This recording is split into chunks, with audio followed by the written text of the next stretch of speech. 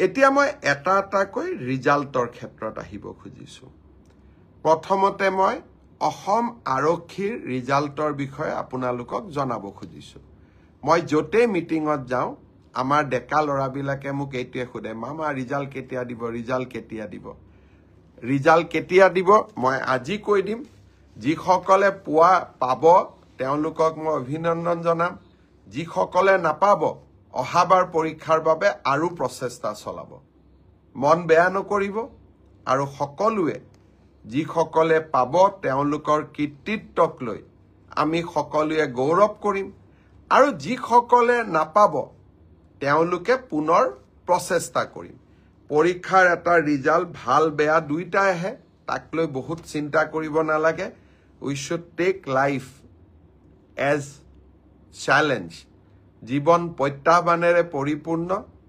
result আপোনালোকে জানেই OMRCত আপোনালোকে চাইয়ে আছে গতিকে পোৱা আৰু নোপোৱা দুইটাই জীৱনৰ একোটা যাত্ৰাৰ সংগী বুলি আমি ধৰি ল'ব লাগিব মই এতিয়া আপোনালোকক জনাই থৈ যাম সাব ইন্সপেক্টৰ আমাৰ UB AB কমিউনিকেশ্যন এই তিনিটা ক্ষেত্ৰত অসম আৰক্ষীয়ে সাব ইন্সপেক্টৰ পোষ্টৰ পৰীক্ষা পাতিছিল ইয়াত পদ আছিল 203টা ইয়াৰে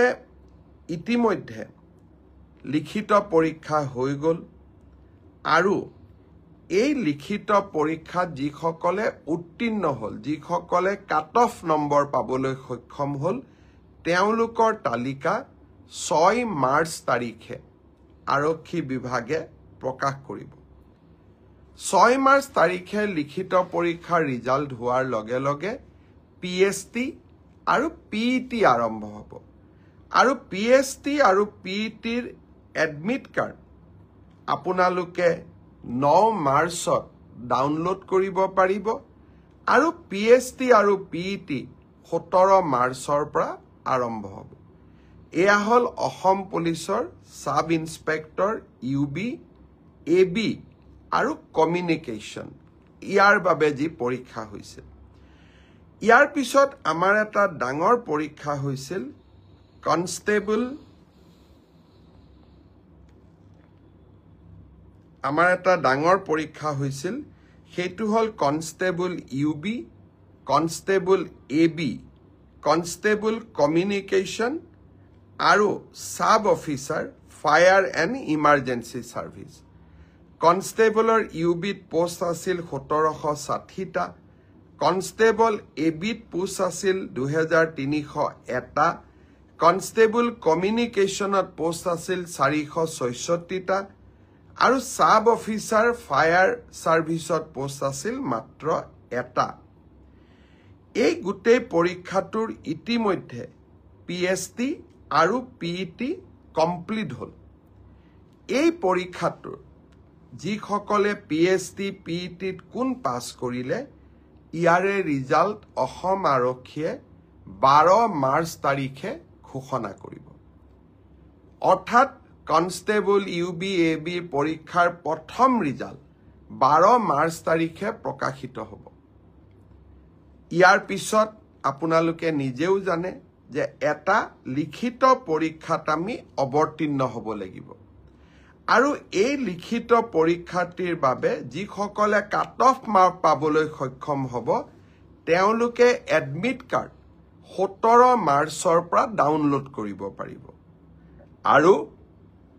finally AB UB written test 23 মাৰ্চত অনুষ্ঠিত হ'ব ইয়াৰ পিছত অসম আৰক্ষীত ড্ৰাইভাৰৰ 667টা পোষ্টৰ বাবে PST আৰু PET অনুষ্ঠিত হৈছিল এই ড্ৰাইভাৰৰো PST PETৰ পৰীক্ষাৰ ৰিজাল্ট অহা পৰহি দিনাখন অৰ্থাৎ 4 মাৰ্চ তাৰিখে অসম আৰক্ষীয়ে ঘোষণা কৰিব ইয়াৰ পিছত স্বাভাৱিকভাৱে ড্ৰাইভিং টেষ্ট হ'ব আৰু ড্ৰাইভিং টেষ্টৰ পৰীক্ষাৰ বাবে এডমিট কাৰ্ডো 4 তাৰিখৰ পৰা লাভ কৰিব পাৰিব আৰু ৰিটেন টেষ্ট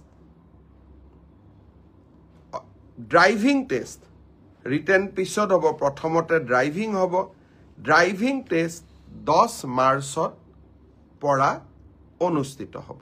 অৰ্থাৎ 4 তাৰিখে PST PET ৰিজাল্ট দিব এডমিট কাৰ্ডো 4 তাৰিখে দিব আৰু 10 মাৰ্চৰ পৰা ড্ৰাইভিং টেষ্ট হ'ব আৰু ফাইনেলি ইয়াৰ পিছত এটা লিখিত পৰীক্ষাটো আমি APR কৰিব লাগিব এতিয়া মই আহিছো কনষ্টেবল ABCDO অৰ্থাৎ কমান্ডো বেটেলিয়ন এই ক্ষেত্ৰত ইয়াত পোষ্ট খুব কম আছিল মাত্ৰ 164টা পোষ্ট আছিল 164 কাৰণ কমান্ডো বেটেলিয়ন বিলাক নতুন বেটেলিয়ন ইয়াত ভ্যাকেন্সি অহাৰ এতিয়া প্ৰশ্নটো বহুত কম কমান্ডো বেটেলিয়নৰ ৰিজাল্ট আমি আমাৰ কাট অফ মাৰ্কস যেটো PST আৰু PET যেটো কাট অফ মাৰ্ক তাক আমি 27 মাৰ্চ তাৰিখে ঘোষণা কৰিম অৰ্থাৎ কমান্ডো বেটেলিয়নৰ 164 পদৰ বিপৰীতে আমাৰ যি ৰিজাল্ট হ'ব কাট অফ মাৰ্কস এনাউন্স হ'ব 27 মাৰ্চ তাৰ পিছত এডমিট কাৰ্ড আহিব 1 এপ্ৰিল তাৰিখে আৰু সাইকোমেট্ৰিক টেষ্ট 8 এপ্ৰিলৰ পৰা অনুষ্ঠিত হ'ব আমাৰ গ্ৰেড 4 অসম আৰক্ষীত 258টা পোষ্টৰ বাবে অনুষ্ঠিত হৈছিল গ্ৰেড 4 পৰীক্ষাৰ PST PET হৈ গল আৰু কেইটামান হ'ব বাকি আছে 15 মাৰ্চলৈকে চলিব সেই ইয়াৰ PST PET ৰিজাল্ট আমি দিউতে কিছু পলম হ'ব 30 এপ্ৰিল পাবগৈ এয়া হল অসম আৰক্ষীৰ সম্পৰ্কত আপোনালোকে জানিব বিচৰা তথ্য ইয়াৰ পিছত বহুত লৰা ছোৱালীয়ে মোক সুধি আছে যে ADRE ৰিজাল্ট কেতিয়া দিব ADRE ৰিজাল্ট 7 মাৰ্চ শুক্ৰবাৰে আমাৰ গ্ৰেড 3 আৰু গ্ৰেড 4ৰ যি আমাৰ ৰিক্ৰুটমেন্ট কমিশন আছে তেওঁলোকে ঘোষণা কৰিব যিমান কেইটা পদ আছে তাৰ বিপৰীতে দুজনকৈ লৰা ছোৱালীক এই পৰীক্ষাত উত্তীৰ্ণ হ'ব আৰু তেওঁলোকৰ মাজত পৰৱৰ্তী সময়ত ৰিটেন টেষ্ট অৰেল অনুষ্ঠিত হ'ব অৰ্থাৎ লিখিত পৰীক্ষাৰ ৰিজাল্ট গ্ৰেড 3 আৰু গ্ৰেড 4 আমি 7 মাৰ্চ তাৰিখে ঘোষণা কৰিম এটা পোষ্টৰ বিপৰীতে দুজনকৈ লৰা ছোৱালীয়ে এই লিখিত পৰীক্ষাত উত্তীৰ্ণ হ'ব শেষৰ নম্বৰটোত যদি বেছি লৰা ছোৱালীয়ে একেটা নম্বৰে পায় তেতিয়ালে হয়তো 3000 পোষ্টৰ বিপৰীতে মই ধৰি লব কৈছো 6000 লৰা ছোৱালী পাস কৰিব লাগে কিন্তু একেটা নম্বৰ যদি বহু পৰীক্ষাৰ্থীয়ে লাভ কৰে তেতিয়া হলে একে নম্বৰ পোৱা লৰা ছোৱালী সকলেও পৰীক্ষাটো ডেফিনেটলি পাস কৰিব অৰ্থাৎ আমি যদি ধৰি লও 50 যে কাট অফ মাৰ্ক কিন্তু 50 যদি 50 জন লৰাই নম্বৰ পাইছে তেতিয়ালে 50 জন লৰাই লিখিত পৰীক্ষাত পাস কৰিব গতিকে 1:2 বুলি কলেও 1:2 একেবাৰে গ্ৰামাটিক্যাল সেন্সত নহব হয়তো দুজন চাৰিজন লৰা ছোৱালীয়ে বেছিকৈ পাস কৰিব ADRE পৰীক্ষালৈ তাৰ ৰিজাল্ট কি হ'ব তাক আপোনালোকে জানেই সেইবাবে মই যিসকলে পাস কৰিব তেওঁলোকক অভিনন্দন জনাইছো যাতে অৰেলৰ বাবে তেওঁলোক হাজু হ'ব পাৰে আৰু যিসকলে পাস নকৰিব আমি পুনৰ এই বছৰৰ শেষৰ ফালে নতুন বিজ্ঞাপন দিয়াৰ বাবে চেষ্টা কৰিম আপোনালোকে আৰু এবাৰ পৰীক্ষাত অৱতীৰ্ণ হ'ব